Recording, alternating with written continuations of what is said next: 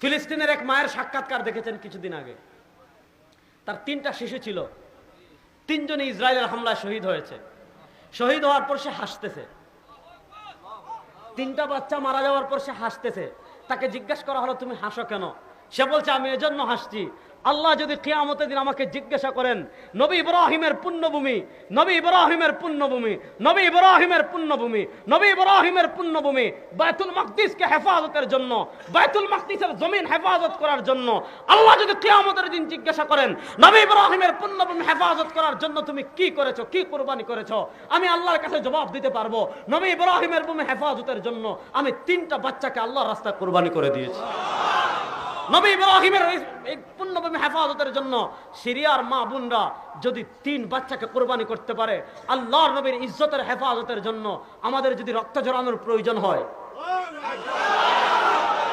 প্রস্তুত আছি না নাই? যদি ঘাম ঝরানোর প্রয়োজন হয় প্রস্তুত আছি না নাই?